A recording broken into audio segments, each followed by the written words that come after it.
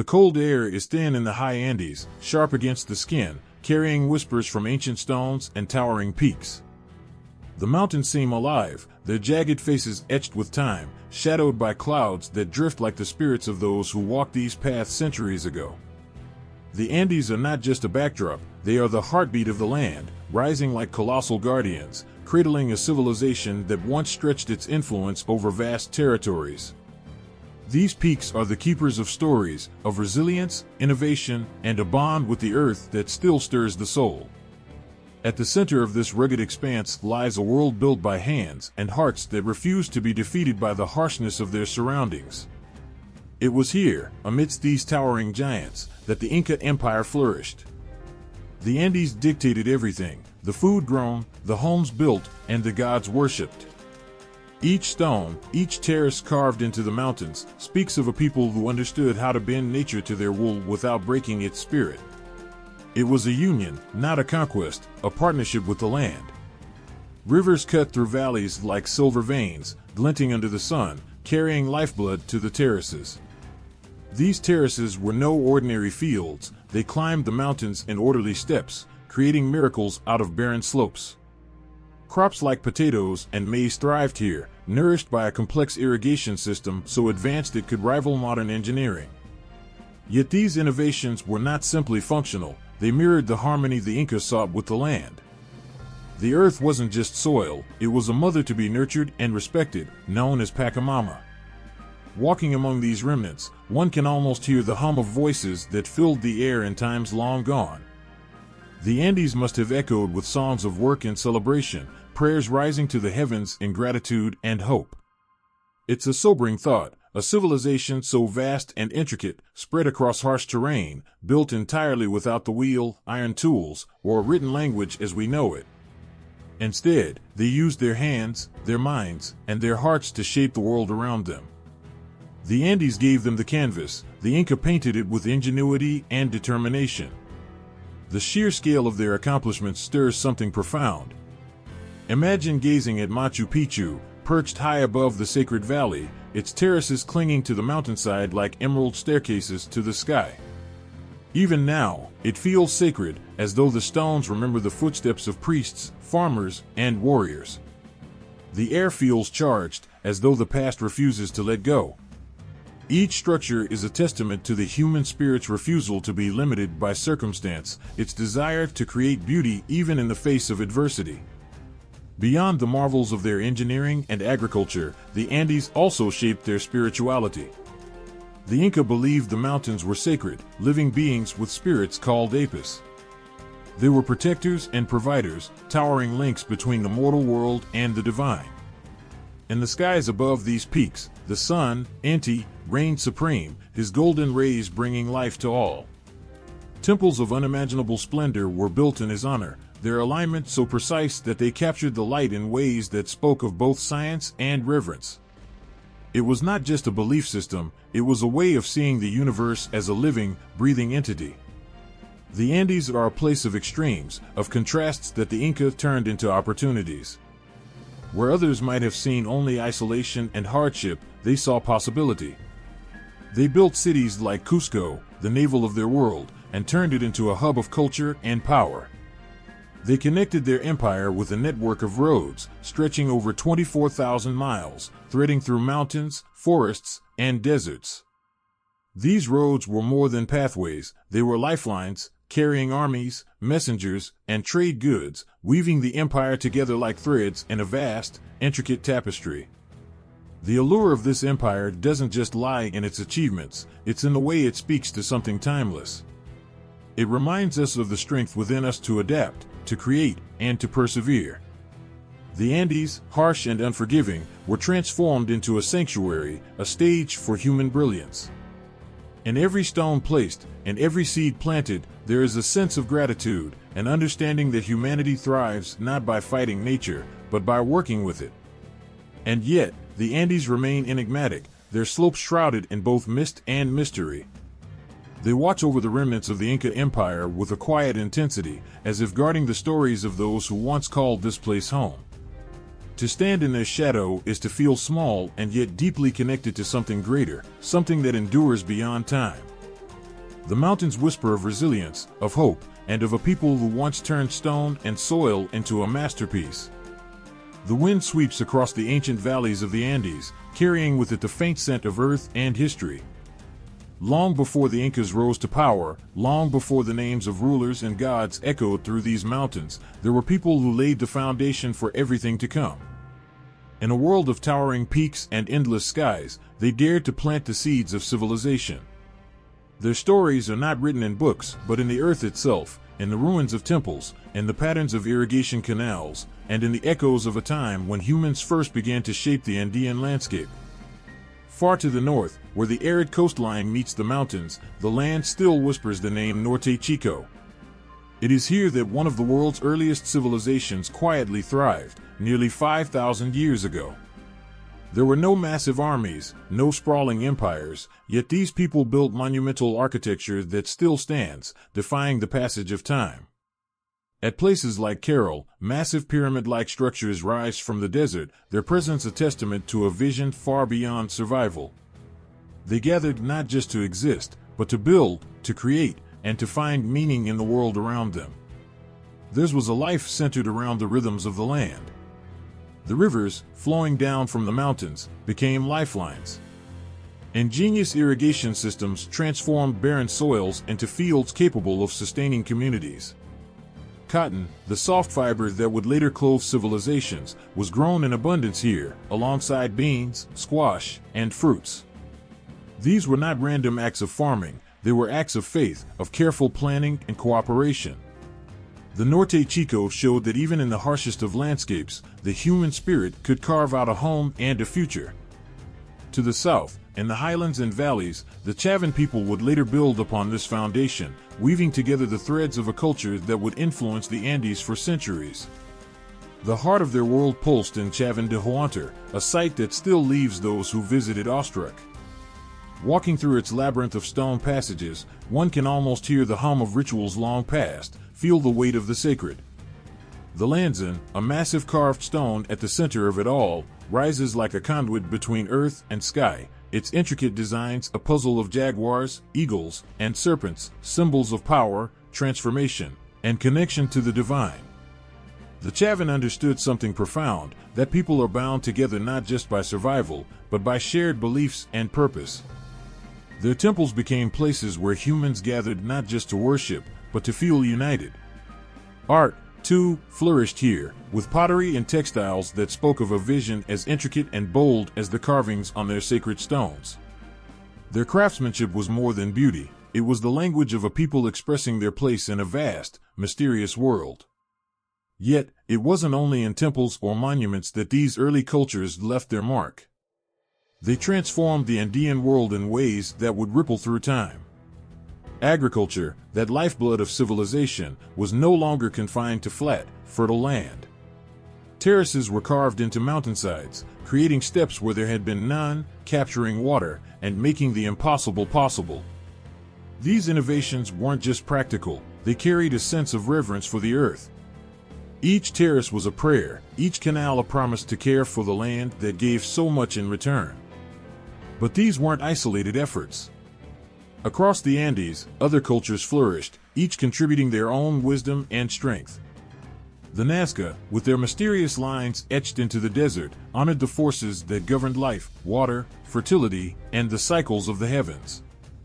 The Moche, masters of ceramics and metallurgy, crafted intricate pieces that told stories of gods, warriors, and everyday life.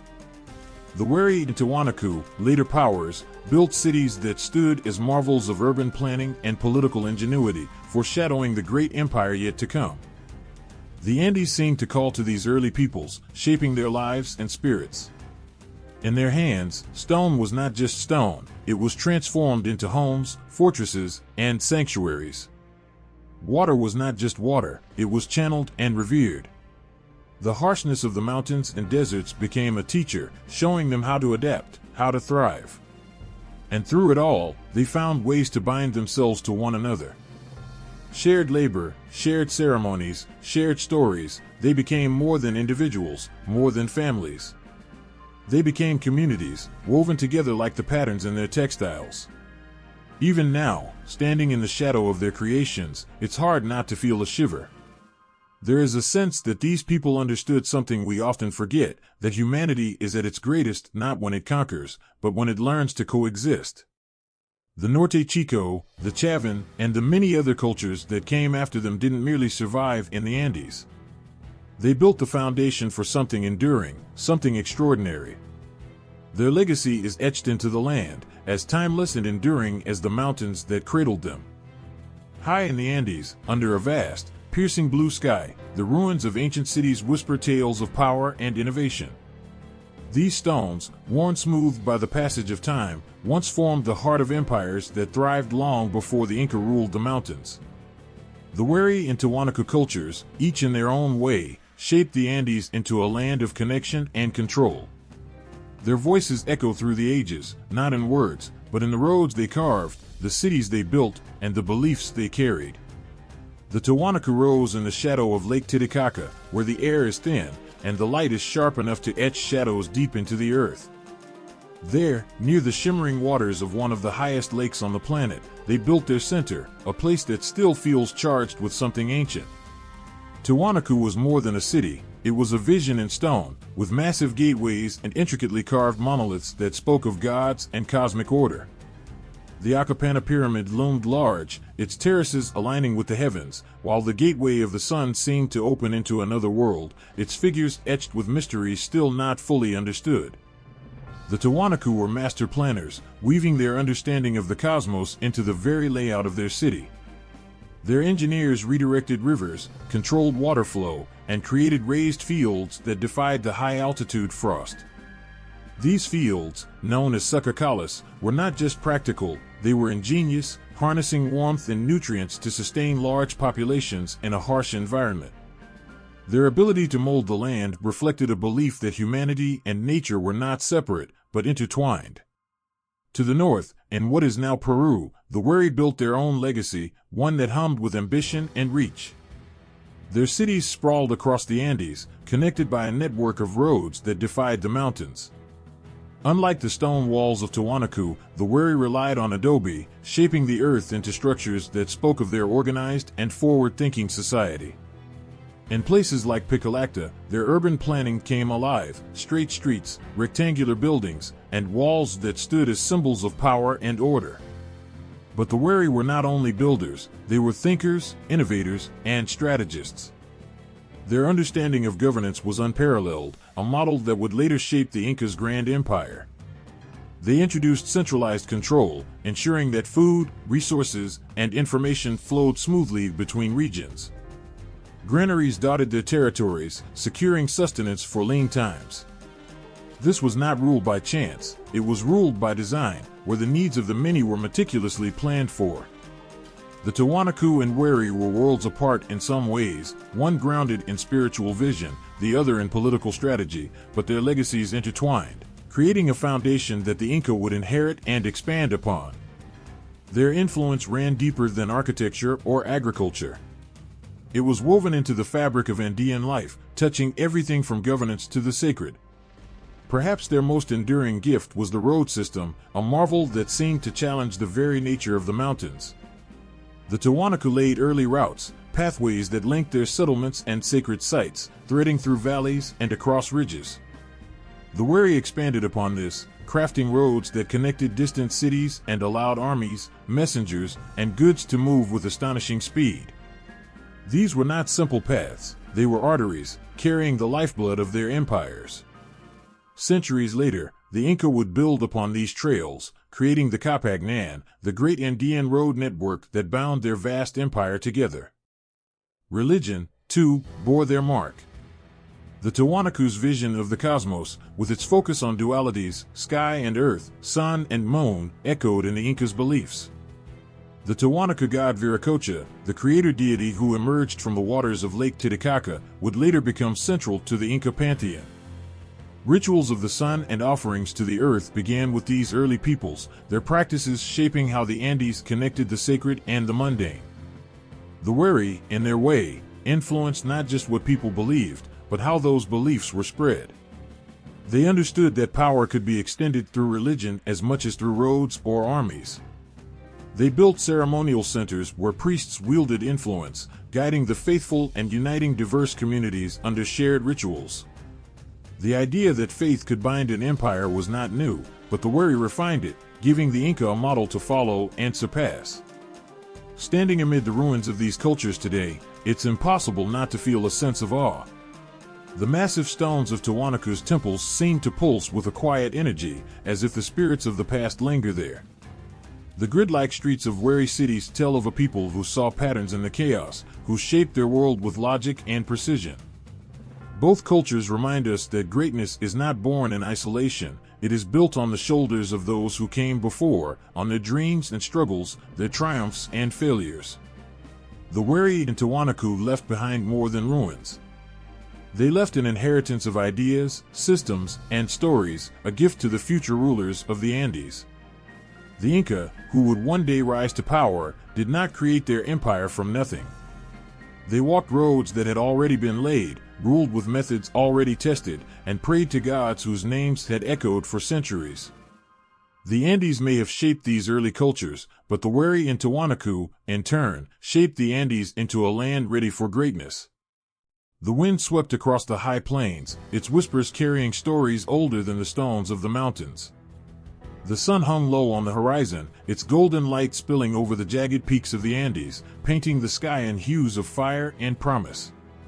Long ago, in this sacred land, the gods wove a tale that would mark the birth of a people destined to shape history. It began with the earth, the sun, and the unyielding belief that greatness could rise from humble beginnings. In the heart of creation, the sun god, Inti, looked down upon the vast, untamed world below.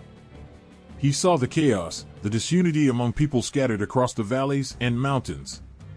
He felt the need to guide them, to bring light not just to their fields, but to their hearts. From his golden throne in the heavens, he called forth his children, Manco Capac and Mama Aklo, gifting them with divine purpose. They were to bring order, to teach humanity how to live in harmony with the land and with one another. The legends say they emerged from the waters of Lake Titicaca, shimmering with the essence of their father's light. Manco Capac, strong and resolute, held a golden staff, a sacred gift meant to find the place where a great city would rise. Mama Aklo, wise and nurturing, carried the knowledge of agriculture and weaving, skills that would sustain and unite their people. Together, they were more than siblings, they were symbols of balance and destiny, the twin pillars upon which a new civilization would stand. Their journey was not an easy one. The Andes loomed before them, vast and unyielding, their rugged beauty both a challenge and a promise. Manco Capac and Mama Aklo traveled through the valleys and over the ridges, the golden staff always in hand, testing the earth as they moved. In every step, there was hope, in every breath, determination. The land seemed to whisper to them, guiding their path as if it, too, awaited the fulfillment of the god's plan. The golden staff finally sank into the soil in a valley cradled by mountains, a place where the rivers met and the earth seemed to hum with possibility. This was the land that would become Cusco, the center of a world yet to be built. Here, Manco Capac and Mama Aklo set down their burdens and began to teach the people who gathered around them. It was a beginning born of faith and resolve, a spark that would ignite an empire. The stories of their teachings are woven into the fabric of Andean mythology. Manco Capac showed the men how to work the land, to build homes of stone and mud, to find strength in unity. Mama Aklo taught the women the art of weaving, their looms creating patterns that told stories and preserved traditions. Together, they shared the sacred rituals that honored Pachamama, the Earth Mother, and Inti, the ever-watchful sun. Under their guidance, life flourished, and the barren valley began to bloom with crops and community. In the quiet moments of twilight, as the stars emerged to dance across the heavens, the people gathered around their leaders. They spoke of dreams and fears, of the lives they had left behind and the futures they could now see taking shape. Manco Capac and Mama Aklo were not just leaders, they were the heart of the growing settlement, the embodiment of a promise made by the gods. Their presence was a constant reminder that the divine and the mortal were intertwined, that the heavens watched and cared for those below. As the settlement of Cusco grew, so too did the bonds among its people. The valley, once a place of solitude and silence, became alive with the sounds of hammers shaping stone, of water rushing through newly dug canals, and of voices lifted in song and prayer. The golden staff, now a relic of their divine journey, was enshrined as a symbol of their connection to the gods and to the earth. It was said that as long as the people remained true to their teachings, the blessings of Inti would never fade. The foundations laid by Manco Capac and Mama Oclo were not just physical but spiritual. They taught their people to see the land not as something to be conquered, but as a partner in their survival. The mountains were sacred, the rivers lifeblood, and the sun their eternal guide. Every field tilled, every thread woven, every stone set into place was an act of gratitude and reverence. This was the essence of their legacy, a way of life that honored the gods and cherished the earth. Though centuries have passed, the story of their beginnings remains etched into the soul of the Andes. To walk the streets of modern Cusco is to feel their presence, to sense the weight of their journey and the depth of their vision. The golden light of the sun still spills over the mountains each morning, a reminder of the promise Inti made long ago, a promise carried forward by his children who turned myth into reality. The air in the Andean valley was crisp, carrying the faint scent of damp earth and wildflowers. Sunlight filtered through scattered clouds, casting moving shadows over the mountains that cradled Cusco. What had once been a humble settlement, a place where people gathered around the teachings of Manco Capac and Mama Oclo, was slowly transforming. Stones were being stacked with precision, fields were carved into terraces, and the sound of voices, raised in work, and song, and debate, filled the valley. This was not just a city being built, it was a vision of power, resilience, and destiny taking form. In its earliest days, Cusco was more than a place, it was a heartbeat, a pulse that seemed to echo through the Andes. The small city-state was nestled in the navel of the world, where the gods had promised greatness. Every stone laid in its foundations seemed to vibrate with purpose. The people of Cusco worked with a unity that felt ordained, their hands shaping their world with reverence and ambition. Each step forward felt like honoring their ancestors and preparing for something even greater. The rulers of Cusco were more than leaders, they were living symbols of their people's hopes and dreams. Among them, Senchi Roca, the son of Manco Capac, stood tall as a figure of strength and continuity. He inherited his father's vision and pushed it further, ensuring that Cusco was not just a gathering of people but a true city-state. Under his guidance, boundaries were defined, alliances were forged, and a sense of identity began to crystallize. Senchi Roca was not just a king, he was a steward of a sacred promise, guiding his people toward the greatness foretold in their myths. As the years passed, Cusco's walls grew higher, its influence spread wider, and its leaders rose to meet the challenges of their time. One ruler, Locupanqui, brought a quiet determination to his reign.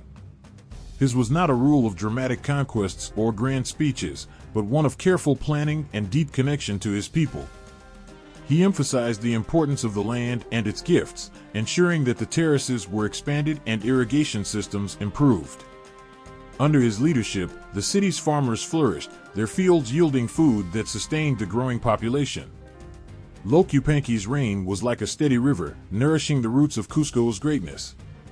Yet, it was Manco Capac who turned the quiet city-state into a force that could not be ignored. His spirit was restless, his energy unmatched. Tales of his strength and bravery spread like wildfire, painting him as a warrior who could bend the world to his will. Under his leadership, Cusco's warriors took to the surrounding lands, not with the aim of destruction, but with a determination to unite. The battles fought under Manco Capac's command were brutal, yet his vision was clear, a Cusco that stood not in isolation, but as the center of a larger tapestry of power and culture. The people of Cusco, inspired by their leaders, built tirelessly. The stones they used were not ordinary, each one was carefully chosen, shaped, and placed with precision that seemed almost divine.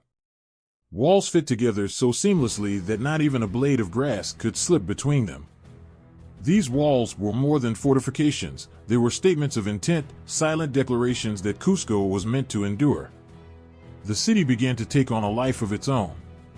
Temples rose from the earth, their altars kissed by the sun's first light each morning.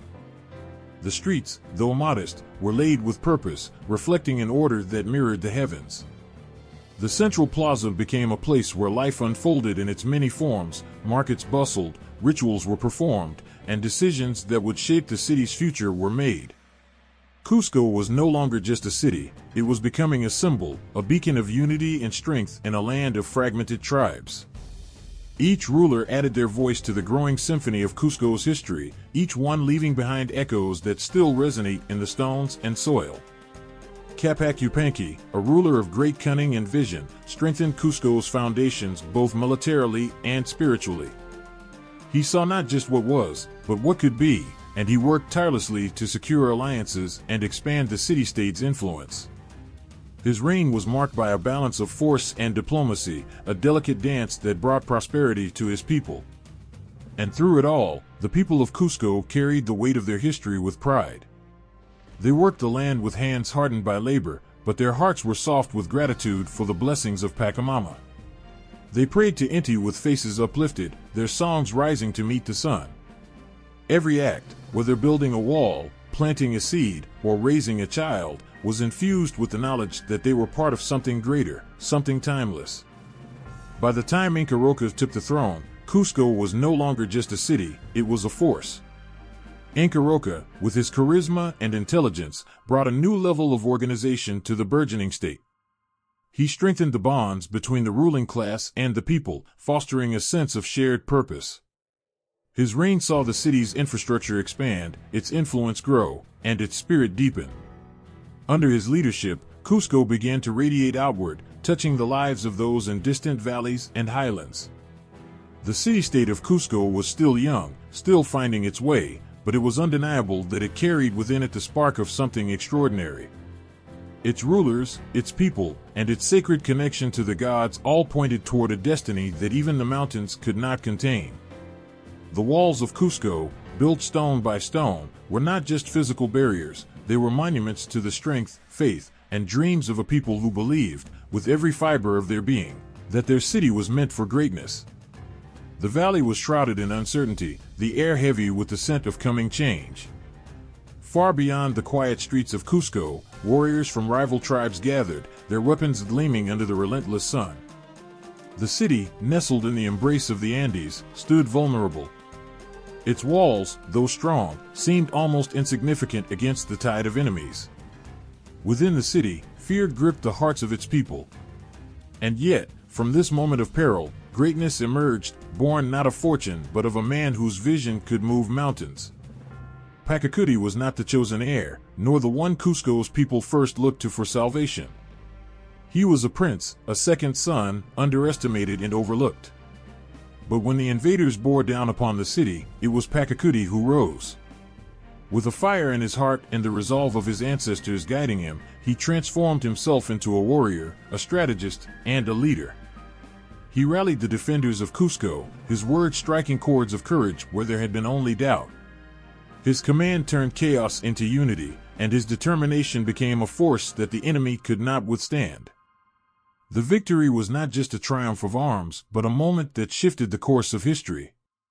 Pachacuti was no longer merely a prince, he became something more, a beacon of strength and transformation. In the wake of the battle, as the dust settled and the cries of victory echoed across the valley, he claimed his place as the ruler of Cusco. But his reign would not be about survival alone. Pachacuti saw something that others could not, the future of an empire where others saw only a city. Under his leadership, Cusco changed. The stones of its walls were not just stacked higher, they were shaped with purpose, fitting together so perfectly that they seemed to defy time and nature. Pachacuti envisioned Cusco not merely as a city but as the center of the world, the Cosco. Its streets were remade to reflect cosmic order, its temples dedicated with rituals that linked the heavens and the earth. Pachacuti's Cusco was no longer a place for the few, it was the beating heart of a people destined to rule the Andes. But his vision did not stop at Cusco's borders. Pachacuti believed that the strength of his city could stretch across mountains, valleys, and rivers, uniting tribes and lands under one rule. His expansion began with diplomacy and alliances, offering tribes the chance to join a greater whole. For those who resisted, his armies became an unstoppable force, their ranks disciplined and their tactics precise. Pacacuti's warriors marched where others dared not tread, crossing high peaks and deep ravines with the determination of men who believed they were fulfilling a sacred mission. The expansion was not merely about conquest. Pacacuti understood that power required more than victory in battle. For every new region added to his domain, he introduced systems that bound the conquered to the empire. He implemented a model of governance that allowed local leaders to retain authority as long as they pledged loyalty to Cusco. He ensured that food, resources, and labor flowed efficiently, weaving a network that connected even the most distant parts of his growing realm. At the heart of Pacacuti's vision was a respect for balance between power and kindness, strength and wisdom. He introduced reforms that reshaped the Inca world. The concept of MITA, or labor tribute, became a cornerstone of the empire, requiring each community to contribute to projects that benefited all. Under Pacacuti's direction, roads and bridges stretched across impossible landscapes, bringing people closer together and ensuring that no part of the empire was beyond reach. These roads became lifelines, carrying messages, goods, and armies at speeds that astonished those who traveled them.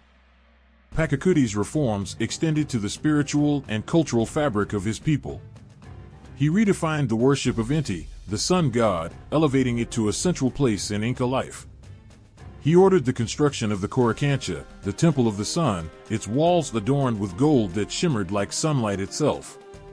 Within its sacred halls, rituals were performed that reaffirmed the bond between the gods and the Inca, solidifying Cusco's place as the spiritual axis of the empire. His reforms also touched the earth itself. Pacacuti expanded the use of terracing, creating agricultural systems that allowed crops to thrive at altitudes where they should have withered. The terraces were more than practical, they were symbols of the Incas' ability to shape their world, to bring abundance from the most inhospitable terrain. Under Pacacuti's reign, famine became a distant memory, and the empire grew not just in size, but in prosperity. The Andes, once a fractured land of warring tribes and isolated communities, began to hum with a new rhythm.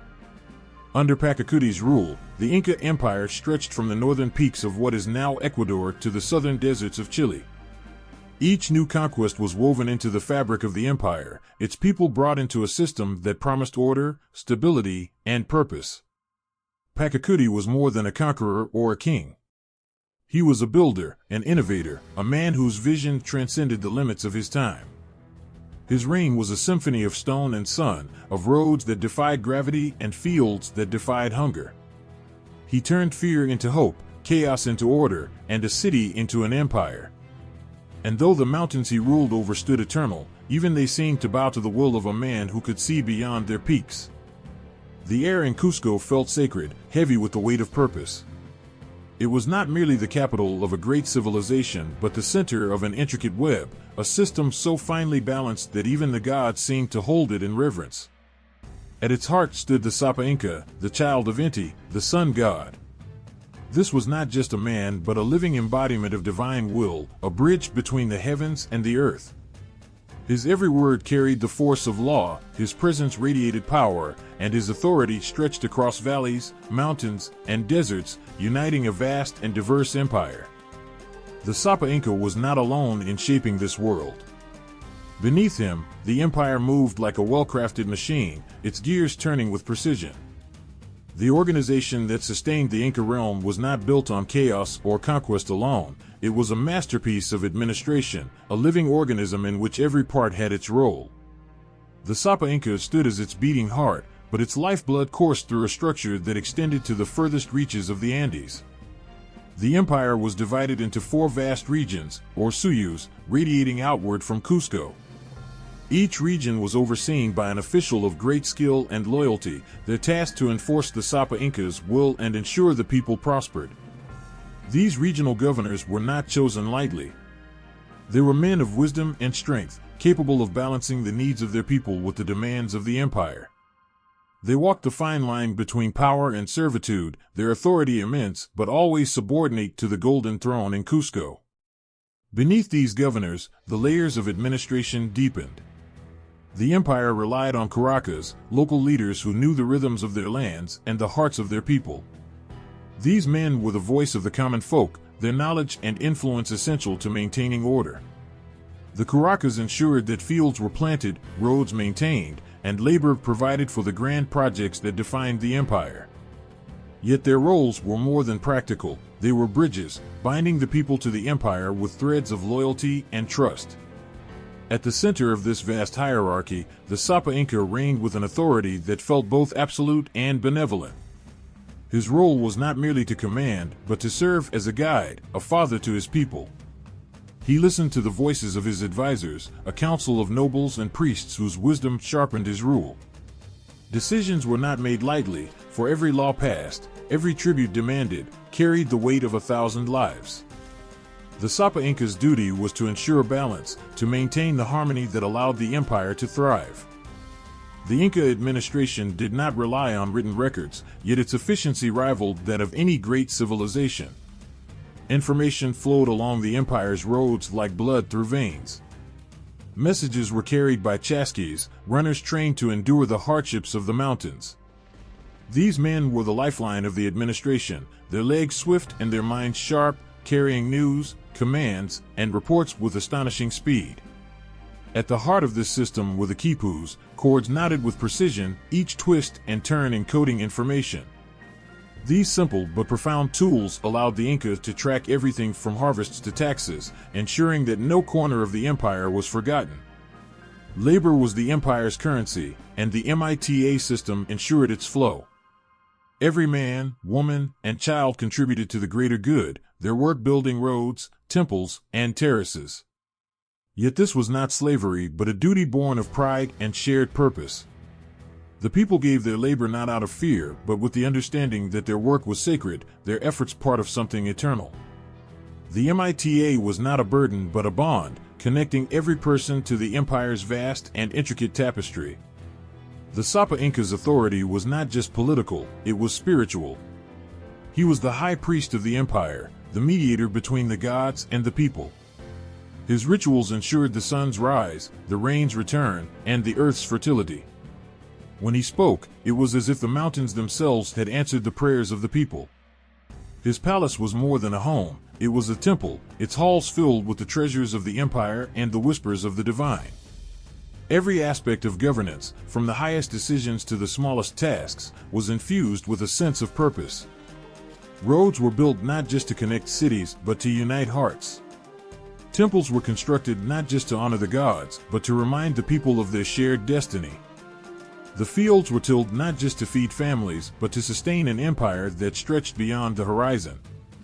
This was a world where every action had meaning, where every life was part of a greater whole. And through it all, the Sapa Inca remained at the center, his gaze steady, his hands open to both give and receive. The empire's strength was not in its armies or its wealth, but in its unity, a unity forged through careful governance and the unbreakable trust between ruler and ruled.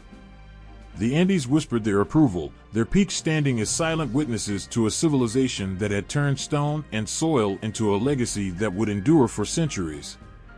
Beneath the soaring peaks of the Andes, where the earth meets the sky, life pulsed with rhythm and purpose. It was not the gold that glimmered in temple walls or the stones that formed cities that made the Inca Empire endure. It was the people, bound not just by blood but by a shared promise, a system as steady and dependable as the sun rising over the jagged mountains. Their work was not mere toil, it was a sacred thread woven into the fabric of an empire. At the heart of this bond was the Alu, the kinship group that was more than family. It was life itself. Members of an Alu lived not as individuals but as parts of a greater whole, each bound to one another by ties of ancestry and mutual duty. Every hillside terrace, every carefully irrigated field, bore the imprint of countless hands working in harmony. The Alu was a refuge, a community that held its people close, ensuring no one stood alone. When crops needed planting, when homes needed building, when rituals needed celebrating, it was the Alu that answered the call. This unity stretched far beyond the family. The empire itself, vast and sprawling, reflected the spirit of the Alu. Through the MITA, A system as ancient as the soil they tilled, every person gave their labor for the common good. Men and women alike offered their time to the empire, their efforts building roads that sliced through the mountains, temples that reached for the heavens, and terraces that transformed steep slopes into fields of abundance. The MITA was more than an obligation, it was a way of giving back, a way of ensuring that the empire thrived. The Inca were masters of the land. Their world was not easy to tame. Steep cliffs, harsh winds, and an unforgiving climate threatened every harvest. Yet they had unlocked the earth's potential with ingenuity and devotion. Terraces climbed mountainsides like stairways to the gods, their stone walls holding the soil steady, trapping the rain where it was needed most.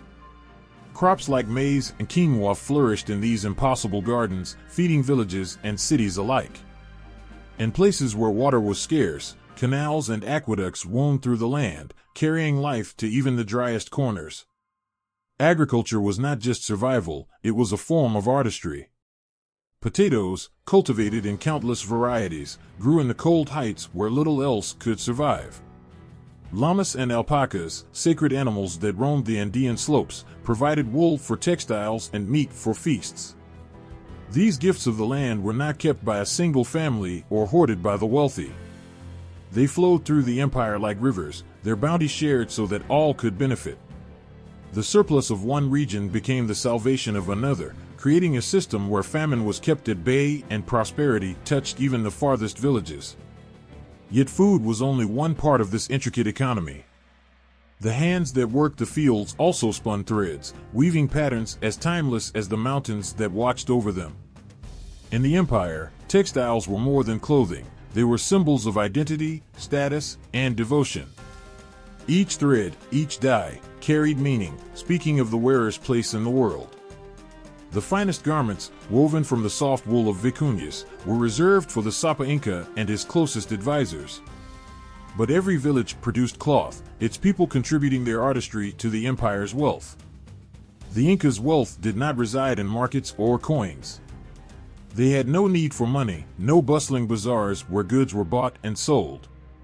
Instead, their economy was built on trust and reciprocity, a network where what was needed flowed to where it was needed most.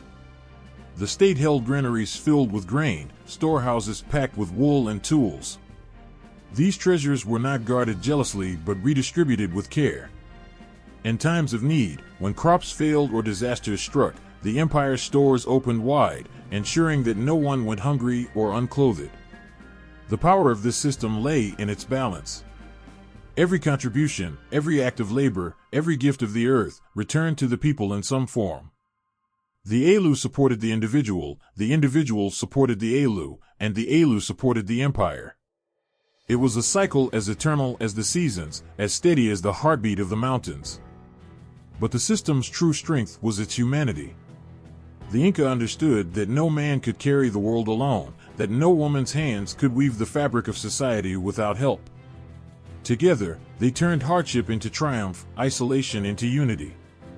The bonds of kinship and labor wove a safety net that stretched across the Andes, binding the empire together in a way that even stone and gold could not. In the glow of the setting sun, as farmers laid down their tools and weavers set aside their looms, the Andes seemed to exhale. The work of the day was done, but its impact stretched far beyond the twilight. Fields sown with care promised abundance, storehouses filled with grain promised security, and the threads woven by countless hands promised continuity. The empire thrived not because of the wealth it held, but because of the spirit it shared. It was a promise fulfilled with every sunrise, renewed with every act of labor, and carried forward in every heart. The first light of dawn spilled over the jagged peaks of the Andes, setting the mountains aglow like molten gold. To the Inca, this was not a mere sunrise. It was a moment of divine affirmation, a celestial promise renewed every morning.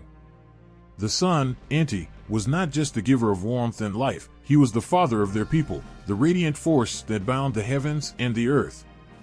Every breath, every blade of grass, every ripple of water owed its existence to his benevolent light. In the heart of Cusco, the Temple of the Sun, Coricancha, stood as a gleaming testament to Inti's power. Its walls were plated in sheets of gold, shimmering so brightly that they seemed to carry the sun's essence even after it set. Inside, the air was thick with reverence. Priests, clad in garments of the finest textiles, moved in silent devotion, their steps careful as though each stone beneath them were sacred. They tended to the golden effigy of Inti, their prayers rising like whispers of smoke, delicate yet unbreakable. The temple was not merely a place of worship, it was the axis of the universe, where the divine and the mortal intertwined. Inti was the heart of the Inca pantheon, but he was not alone. The gods and spirits of the empire formed a vast and intricate network, each deity holding a unique place in the tapestry of existence. Mama Killa, the moon, shone as Inti's gentle counterpart, watching over the night and guiding women with her silver light.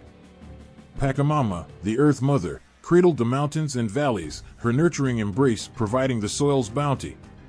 And there was Viracocha, the great creator, whose hands shaped the world and filled it with life. Every mountain peak, every gushing river, every whisper of wind carried the presence of the divine, reminding the people that they lived in a world alive with sacred power. The connection between the Inca and their gods was not passive, it was an unceasing dialogue. Festivals erupted with color and sound, moments when the barriers between mortal and divine seemed to dissolve. The grandest of these celebrations, Inti Raymi, marked the winter solstice, when the sun stood farthest from the earth. As the longest night surrendered to the dawn, the people gathered in Cusco, their faces lifted to the first rays of sunlight. The Sapa Inca, adorned in golden regalia that reflected the sun's brilliance, led the ceremonies. Offerings of corn, chicha, and llamas were made, each gift a gesture of gratitude and devotion. The air buzzed with music, the rhythm of drums and flutes rising in unison, as if the earth itself sang in harmony with its people. Religious rituals touched every aspect of life. When a field was sown, offerings were buried in the soil to honor Pachamama and seek her blessings. Before a journey, travelers paused to whisper prayers to the Apis, the spirits of the mountains, whose watchful presence guarded the land. Life and death, feast and famine, every cycle was marked by acts of worship that acknowledged the unseen forces at play. Even the dead were treated as conduits to the divine. Mummies of ancestors were adorned and honored, their wisdom believed to guide the living. Priests served as the intermediaries between the people and the gods, their lives dedicated to understanding the will of the divine. They read the signs carried by the stars, the rustle of leaves in the wind, the flow of water in a stream. Their knowledge was both mysterious and indispensable, for the empire relied on their ability to maintain cosmic balance. Rituals were performed with meticulous care, each step imbued with purpose. In moments of crisis, when drought threatened or enemies loomed, priests performed sacrifices, their prayers mingling with the smoke of burning offerings. Llamas, often adorned with garlands, were given to the gods, their lives offered to ensure the survival of the many. The most sacred moments often unfolded in silence, where the weight of the divine was felt most profoundly. High in the mountains, where the air grew thin and the world seemed to stretch closer to the heavens, huacas, sacred sites, stood as portals to the divine. These were not always temples or altars, sometimes a boulder shaped by nature or a tree bent by the wind carried the spirit of the gods. Pilgrims traveled for days, their steps weary but their spirits unwavering, to stand before these sacred places and offer their prayers. These were moments of personal connection, where faith was not shouted but whispered, each prayer a thread in the fabric of devotion that held the empire together. The Inca relationship with the gods was not based on fear but reciprocity. They believed that just as the gods provided light, rain, and harvests, the people had a duty to give something in return. This exchange was not transactional but sacred, a reflection of the profound respect the Inca held for the forces that governed their world. To them, the gods were not distant rulers but active participants in the rhythm of life. Their gifts were not demanded but freely given, and the people responded with offerings of their own hearts and hands. Even in the darkest moments, when the sun seemed hidden and the winds carried the cries of famine or war, faith burned as brightly as the fires on huacas. The people turned to their gods not with desperation but with trust, their prayers woven with the certainty that the sun would rise, the rains would return, and the earth would provide. This faith was their anchor, their compass, and their shield, a force as enduring as the mountains that cradled their world. In the presence of their gods, the Inca stood not as rulers or conquerors, but as humble children of the universe, bound by love, respect, and duty to the forces that shaped their lives. And as the sun dipped below the horizon, casting its final golden rays over the Andes, the people bowed their heads, not in submission but in awe. The world was alive, and they were a part of its divine story. The wind whips through the narrow passageways of a city that should have never existed in the place where it stands. Nestled high in the Peruvian Andes, Machu Picchu seems like a dream carved into the very bones of the mountain itself. The sun rises over its withered stones, casting long shadows across the ancient terraces. With each passing moment, the light dances across the intricate stonework, a reminder that the Inca people built more than just a place. They built a testament to their brilliance, a sanctuary for their gods, and a place of mystery that would endure centuries. There is something awe-inspiring about the sheer scale and precision of Machu Picchu's construction. The stones that make up the ancient walls were carved to fit so perfectly that not even a single blade of grass could slip through. These weren't mere blocks, they were pieces of a grand design. Every corner of the city, from the most humble of homes to the most sacred of temples, spoke of an engineering genius that knew how to bend the earth to its will, shaping it to match the vision of the gods. The terraces that drape the mountainside like a necklace hold back the mountain's thirst for water, harnessing it to feed the crops that sustained life. In this place, the Inca built not just for today but for eternity. Standing at Sacsayhuaman, a massive stone fortress above the city of Cusco, the view is breathtaking. The vast expanse of the valley below is framed by towering, precisely cut stones that have stood for hundreds of years, silently witnessing the passage of time. These stones, each larger than a man, are so tightly fitted that not even a sliver of light can pass between them. It's as if the earth itself was folded into stone to create this fortress, a monument to both human strength and the power of the gods. This was no ordinary wall. It was a statement. The Inca were masters of their world, and their empire would be built on the strength of such marvels. The stones of Sacsayhuaman may be still, but the road that stretches across the empire tells a different story. The Kapagnan, the royal highway, was the bloodline of the Inca Empire.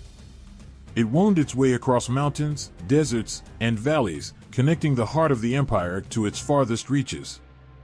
The road was more than just a physical path, it was the thread that tied the empire together. As the Inca army marched to new lands, as traders traveled between distant regions, and as priests carried sacred messages from one corner of the empire to the other, the road was the pathway that made all of it possible. It wasn't just the engineering that set the Kapagnan apart, it was the vision behind it. The road was built not just for convenience, but for unity. Along its length, rest stops were created, places where travelers could find food, shelter, and even medical care. These were not just roads, they were lifelines, ensuring that the empire's farthest reaches were never truly isolated.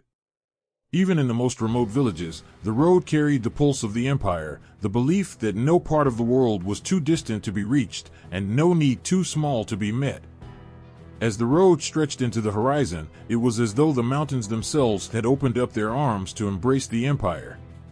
And yet, what truly captured the imagination were the thousands of runners, chasquis, who carried messages across this network. These men were the Inca's fastest messengers, running from one relay station to the next, carrying words of command or prayer at a speed that seemed to defy the very idea of distance.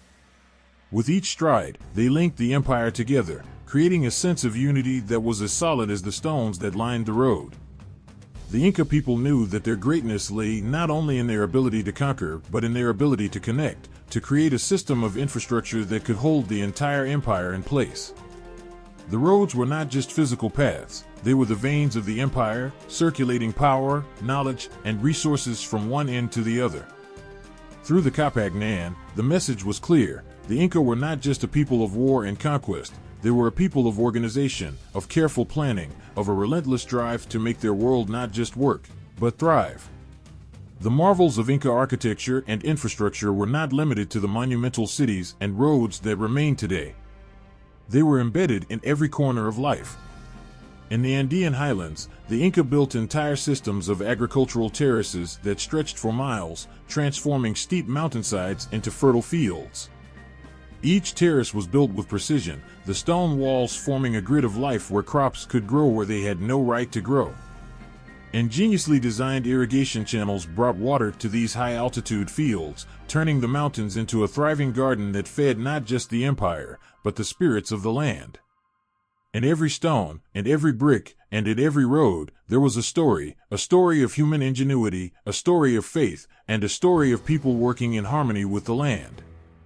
The Inca understood that the earth was both a canvas and a partner, that their creations could stand as monuments to both their ambition and their reverence for nature. Each construction site, whether a massive fortress, a sacred temple, or a simple farmhouse, was a testament to a people who understood the power of structure, both in the world around them and in their society. They did not build for the sake of building, they built for survival, for connection, for the eternal. The very fact that their creations continue to stand, enduring through time, speaks not only to the strength of their engineering but to the spirit of the Inca themselves, a spirit that believed that what they built would last, not just in the stone but in the hearts of those who remembered. As the sun sets behind the mountains and the shadows stretch long over the ruins, the message is clear: the legacy of the Inca Empire lives on. The marvels they left behind are not mere ruins, they are the living proof of a civilization that knew how to conquer the earth and make it their own. The war cries echoed across the Andean peaks, cutting through the dense mountain air. On the ground, a sea of soldiers, wearing brightly colored tunics and armed with fearsome weapons, surged forward with unrelenting force. The Inca military was not just an army, it was a moving force, a symbol of power, unity, and the will of a people who sought to extend their reach across the mountains and valleys. In the heart of the empire, where Cusco stood as a beacon of civilization, the sound of marching boots became the pulse of the Inca world, growing louder with each conquest, each battle. The structure of the Inca military was unlike anything seen before. It was vast, organized, and efficient. The Sapa Inca, the supreme ruler, stood at its head, directing its every move. Beneath him was a system that stretched far and wide, each soldier playing a vital part in the intricate network of warfare that held the empire together.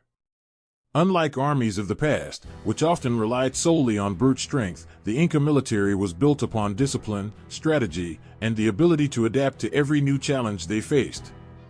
The military wasn't just a tool of destruction, it was a means of unity, a way to bring the diverse peoples of the empire under one banner, forging them into a single, unstoppable force.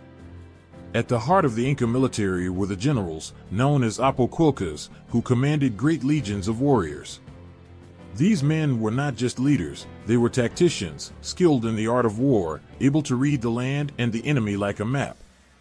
They understood that the key to victory was not only in battle but in how to command the elements of the terrain itself. The high-altitude terrain of the Andes, the winding mountain passes, and the rivers that cut through the valleys were all parts of the battlefield.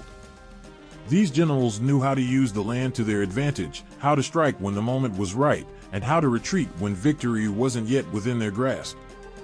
The soldiers themselves were a mix of men from all walks of life, gathered from every corner of the empire.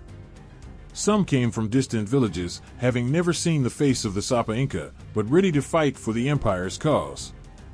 Others were seasoned warriors, having fought in countless battles, their faces hardened by time and experience. But no matter their background, they all shared one thing in common, a fierce loyalty to the Inca and their way of life. They were warriors, yes, but they were also bearers of a mission.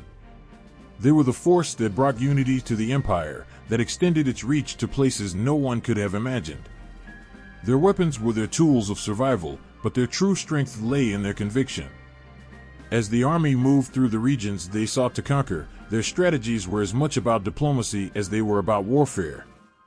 The Inca knew that their strength didn't just lie in their ability to defeat enemies, but in their ability to bring new peoples into the fold. Conquering a city was only half the battle, what came after was far more important. The Inca adopted a strategy that relied on inclusion, not just submission. They didn't just take over, they integrated. They would often offer the people they conquered a choice: accept Inca rule, join the empire as equals, and benefit from its many riches, or face the full force of the military. This approach was rooted in an understanding of human nature. The Inca knew that simply demanding obedience from their subjects would not bring long-term stability. Instead, they offered a better life, a promise of protection, prosperity, and the opportunity to grow alongside the empire. Through this strategy, they built bridges, creating alliances even in the wake of battle. Many conquered peoples willingly submitted to Inca rule, choosing the promise of peace and prosperity over continued conflict. But the Inca military was not without its ruthlessness. There were times when no choice was offered, when the full force of the empire descended upon those who resisted. In these moments, the army was like a tidal wave, overwhelming all in its path. The Inca understood that their empire was fragile and that the unity of their people was paramount. They couldn't afford for rebellion to fester in the corners of their lands. Their military campaigns were decisive, crushing any threat to the empire's stability before it could grow into something that might tear it apart. The soldiers were not only trained for battle, but also for survival. The Inca had mastered the art of guerrilla warfare, making use of their environment in ways that were both strategic and terrifying. When necessary, they would strike swiftly, disappearing into the mountains before their enemies even knew what had hit them. They moved like shadows, relentless, swift, and invisible, appearing where they were least expected. In the high passes and deep valleys, the Inca knew every rock, every tree, and every twist in the land. It was as if the mountains themselves had become their allies. When the empire expanded, it was not only in search of wealth or power, it was also in search of unity. The conquest of new territories was seen as a way to bring people together under one banner, to spread the influence of Inti, the sun god, to those who had never known the warmth of his rays. The Inca believed that they were the chosen people, destined to unite the world under their rule, and they fought with a sense of divine purpose.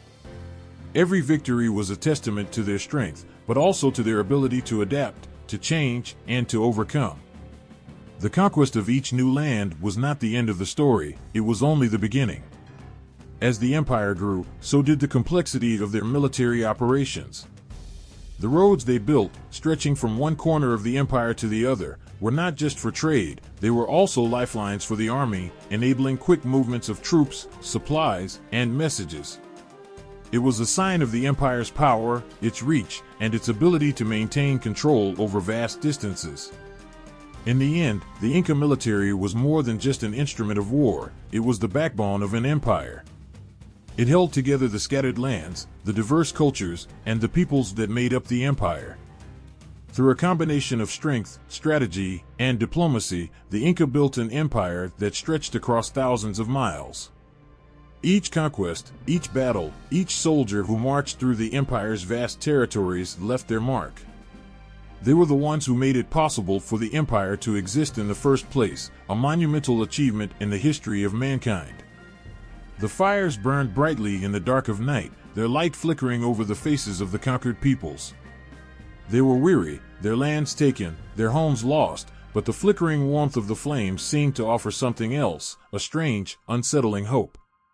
Around the fire, there were murmurs of a new world, a world where the old ways mixed with the new, where survival depended on more than strength alone. Under the shadow of the mighty Inca Empire, these people stood at the crossroads of two worlds. In the distance, they could see the towering structures of Cusco, the beating heart of the empire, a symbol of both power and unity. Yet, as they gazed upon the flames, they wondered, would they be allowed to keep their identity, their customs, their language? Or would they be lost forever, swallowed up by the force that had claimed their lands? The Inca, knowing that a fractured empire could never last, implemented a system that sought to bind the conquered to their new rulers. It was not just through force that the empire grew, it was through the slow, deliberate act of integration, the transformation of diverse peoples into a single, unified whole. It was not always easy, and not every person accepted the change, but the Inca understood something essential. To control an empire so vast, the people within it had to be made to feel as though they were part of something bigger than themselves. The question was, how would they do it? The first tool of integration was language.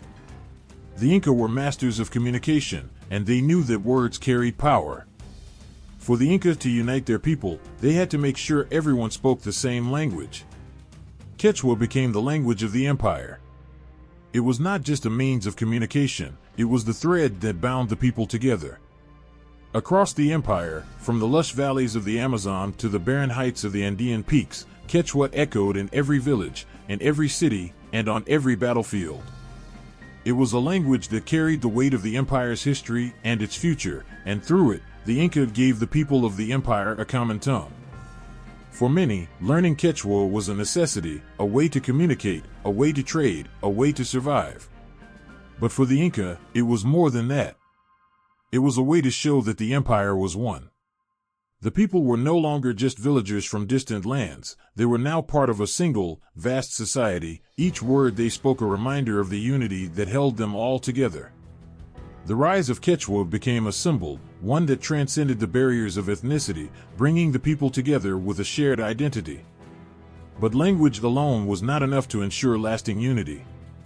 The Inca needed to reach into the hearts of their people, to make them feel that they were part of something much larger than their own village or tribe. They knew that marriage could be a powerful tool for this. So, as the empire expanded, they introduced policies that encouraged intermarriage between different groups. The old barriers, the old divisions, slowly began to fade as families from different regions began to share the same bloodline. These marriages were not just political, they were acts of unity, binding disparate peoples to one another and to the empire. Through these unions, the Inca did not just create new families, they created a new shared culture, a new sense of belonging. As people intermarried, they learned to share not just their homes, but their beliefs and their practices. With every wedding, the empire grew stronger, as these mixed families became the very symbol of unity. The barriers that had once seemed insurmountable began to crumble, and the idea of a single, unified Inca Empire became a reality. In the hearts of the people, there was the slow realization that their lives were now tied to a destiny much greater than they had ever imagined. Yet, perhaps the most powerful tool of all was religion. The Inca believed that the gods were the true rulers of the world, and that the Sapa Inca was their earthly representative. The sun god, Inti, stood at the center of their belief system, casting his golden light over the land and uniting the empire under his watchful gaze. For the Inca, worshipping Inti was not just a spiritual act, it was a political one. The divine presence of Inti, embodied in the Sapa Inca himself, legitimized the power of the state and created a sense of unity among the people. But the Inca did not demand that the people abandon their gods. Instead, they adapted their religion to include local deities, weaving them into the greater tapestry of Inca belief. Each conquered group found their gods accepted, not forgotten, as part of the vast pantheon of the empire. It was a delicate balance of respect and control, a strategy that ensured the loyalty of the people while also keeping them firmly under the Inca banner. The integration of local gods into Inca worship allowed for the spiritual diversity of the empire to remain intact, while still allowing the sun god to be the center of their collective faith.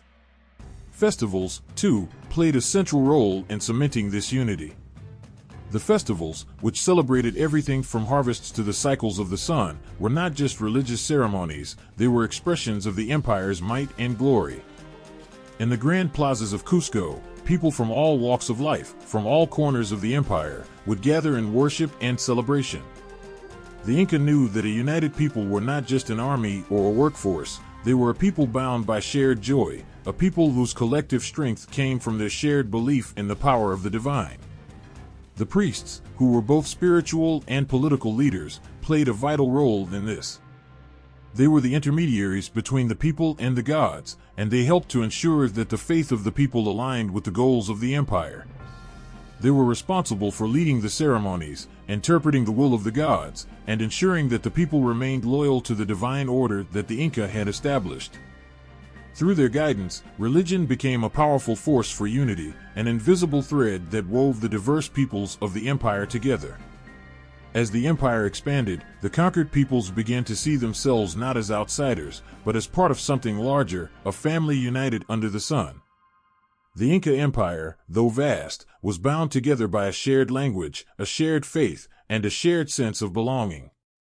The once divided regions of the Andes became a single, cohesive entity, held together by the policies of assimilation, by the power of language, by the bonds of marriage, and by the unity of religion. Through these acts of integration, the Inca created an empire that was not just powerful, it was enduring, a civilization that would stand the test of time, not just through conquest, but through the strength of its unity. The sound of children's laughter echoed down narrow streets as the sun dipped behind the mountains, casting long shadows over the rooftops of the village. It was a simple moment, yet it spoke volumes about the heart of the Inca Empire, where life was a delicate balance between duty, joy, and community. In the fields, men and women toiled together, their hands working the earth in harmony with the rhythm of the seasons. The Inca were a people of great achievement, but at the core of their existence was the ordinary, the daily rituals of life that sustained them, bound them together, and gave meaning to their existence. Family was the cornerstone of life in the Inca Empire. It was within the family unit that traditions were passed down, that bonds were formed, and that society's values were reinforced. The structure was deeply hierarchical. At the head of each family stood the father, a figure of authority who guided and protected the household. But it wasn't just authority that defined his role, it was also the sense of responsibility to those who depended on him. The father was both provider and protector, ensuring that each family member had what they needed to survive, thrive, and contribute to the broader community. Women, too, held an important place within the family, their role rooted in the nurturing of the household and the raising of children. They were the weavers, the caretakers, the keepers of tradition. But the role of women was far from limited to the home. In the Inca Empire, women could rise to prominence in their own right.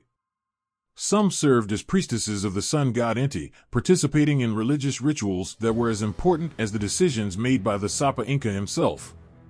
In the bustling cities, women ran marketplaces, while others trained in arts like pottery and textiles. Their work wasn't just necessary, it was vital. Every woven cloth, every carefully crafted pot, every meal prepared for a family was a contribution to the empire's collective strength. Gender roles were clear, yet the Inca knew that society was built on the strength of both men and women. They worked side by side in the fields, sowing the crops that would feed their people, while simultaneously playing roles that were unique to their own gender. The lines between what was male and female work were not so rigid as to exclude the other. Men would help with cooking, and women could take part in heavy labor when the need arose. Together, they embodied the Inca value of unity and cooperation. Education, though simple by modern standards, was also an essential part of daily life. Children learned from their parents and elders, receiving wisdom not just in how to work the land or make the goods necessary for the household, but in the deeper spiritual truths that governed the world. They were taught the importance of their relationship with the land and with the gods. For the Inca, knowledge was not just academic, it was a way of life. The young learned the songs of their ancestors, the stories of their gods, and the rituals that would keep the universe in balance. But life in the Inca Empire wasn't all about work and duty. When the fields were harvested and the sacred duties performed, the people celebrated. Festivals were central to life, bringing people together in joyous community and offering a reprieve from the rigors of daily labor.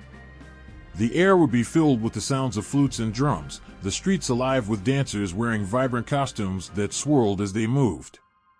Each festival was an expression of gratitude to the gods, to the earth, and to one another for the bounty they had received. The festivals were not only celebrations, but also a way to renew their ties with each other, to honor their shared culture, and to remember the divine forces that guided their lives. Cuisine was more than just sustenance, it was an integral part of these gatherings. The Inca had a deep respect for food, which was both sacred and practical. Potatoes, corn, quinoa, these were the staples that fed the empire. But it wasn't just about filling stomachs, each meal had its own rhythm, its own rituals. The food was not only prepared with love and care, but also offered as a tribute to the gods. A simple meal of roasted maize or freshly made chicha was part of a larger act of connection to the divine. And then there were the quiet moments of rest and recreation. In the evening, after the work was done, families would gather to share stories, to laugh, to sing. The joy of simply being together was woven into the fabric of their lives. Games were played in the fields or on the stone courtyards of the cities. Children would run freely, their laughter bouncing off the walls, while older men and women watched with pride. These simple joys were as much a part of life as the grand ceremonies and the struggles of survival. In these moments, the empire's greatness wasn't found in its conquest or in its monumental achievements. It was found in the hearts of its people, in their ability to find joy in the smallest things.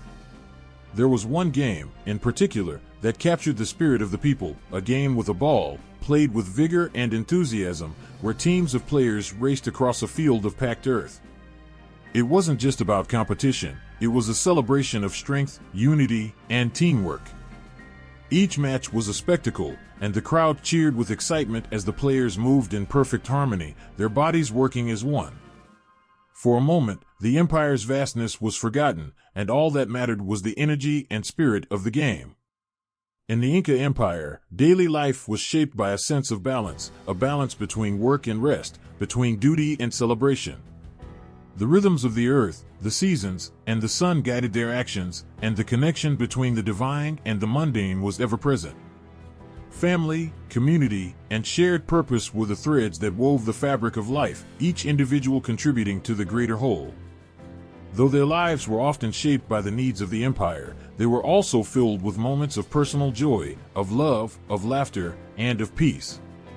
In their homes, their festivals, their food, and their games, the people of the Inca Empire were reminded of the simple, beautiful truth that they were all part of something much larger than themselves. The sun had barely risen over the Andean peaks, but the air in the royal palace of Cusco was already thick with tension.